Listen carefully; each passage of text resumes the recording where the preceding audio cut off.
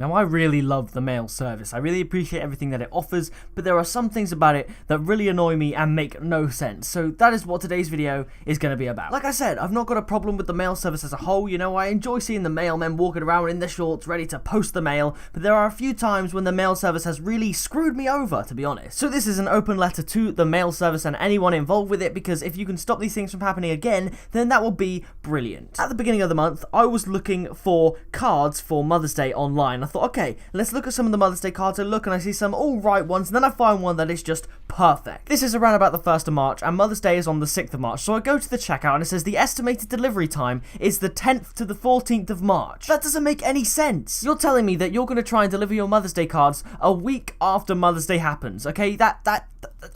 What? But alright, okay, I shouldn't have left it that late, so fair enough, you can have that one. Obviously, there's a lot of mail, so they need to go around every single day, so it's quite likely that when they are there to deliver your mail, you're not in. Fair enough. And with the Royal Mail in my country at least, you can specify a safe place for them to leave your mail if you're not home to accept it. Now, my house's safe place is in the garage, right? So fair enough, the mailman can come and put it in the garage. Then when I get home, there'll be a little note saying, hey, we left your parcel in the garage. There you go. Hope you're happy with it. Now, one time, oh my gosh, one time, the mailman did something so stupid. Man, I can't even begin to explain it. So my mum orders me a t-shirt for Christmas, and that is awesome. You know, I really like t-shirts and I like getting new ones, so this is great. The mailman comes during the day when none of us are home, okay? Fair enough. So I'm going to give you a little scenario, and I want you to tell me what you would do if you were in this situation. There's no one home, so do you A, leave it on the front doorstep right in the open, B, leave it in the garage where we specified the safe place was, or C, put it in the bin? You choose B, right? You put it in the garage, the safe place that we specified. If not, and absolutely worst comes to worst, you put it on the doorstep. But you do not put it in the bin. Okay, so say for whatever reason you can't get into the garage and you don't feel comfortable leaving it on the front doorstep. Fair enough. If you do have to put it in the bin, at least leave a note. Like I said earlier on in this video, they leave you a little letter to tell you where they've left your parcel and everything is happy. But this mailman put my t-shirt in the bin, and not only did he do that, he didn't put a note through the letterbox telling us where it was. Oh dear, what? Why would you do that? So then later on in the evening, I go to empty the recycling, and without knowing that my shirt is in the bin because no one specified, I put all of the rubbish on top of my present. It wasn't until a few weeks later, until the t-shirt was long gone and had been recycled, that we knew that they put it in the bin because it hadn't arrived, and it should have arrived weeks before that. That is a t-shirt that I emptied the rubbish on top of, and it is also a t-shirt that I will never ever see because the mailman put it in the bin.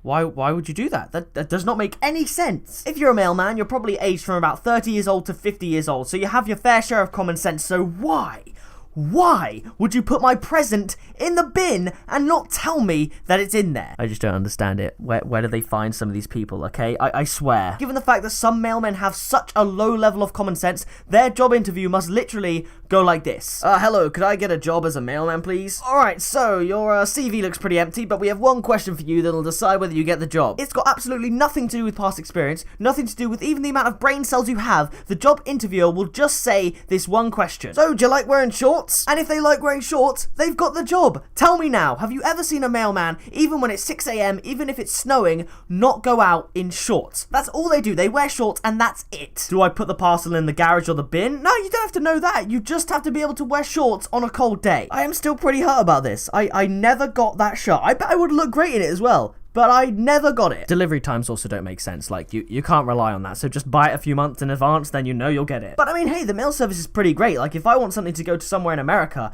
then I can do that. I can just put it in a box and it goes. But seriously, they need to sort out the way they deliver. Not only that, but some mailmen can't even read. Okay, so for my birthday, my auntie got me a really nice picture frame with a picture in it that I want to keep forever and treasure for sentimental reasons. So what do you do when you have a gift like this? You put fragile over the box so that it doesn't break, and when it arrives to the person, it's in mint condition and you can treasure it forever. But not with this mailman. Nope. He couldn't read the word fragile. He couldn't read the word fragile. Now let's take a step back here. Let's take a mobile phone, right? You've all dropped your mobile phone, and when you drop it, most of the time, it's alright, unharmed, and we're okay. So how, when you're delivering a parcel, do you smash a picture frame into millions of pieces? Yeah, that's right. When my birthday present had arrived, my mum had to take it out of the box and buy a new frame for it because the mailman broke it on the delivery, despite the package saying fragile all over it to try and make sure that they were extra careful with it. Who are they employing to deliver this? What are they doing to that package? Are they throwing it to each other? It just makes me think of that scene in Toy Story 2 where they throw the fragile things into the plane.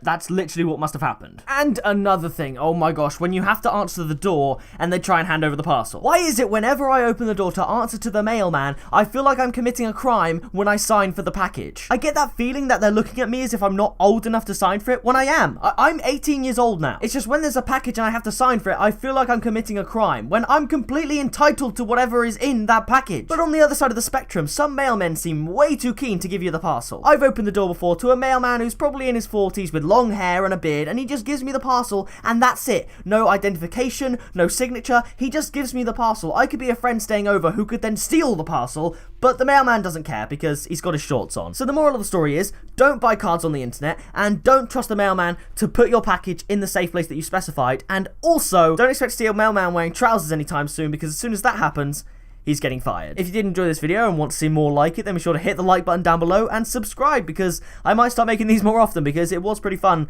to get this off my chest. So thank you all for watching, I guess. Literally, I am so done with the mail. Oh, okay.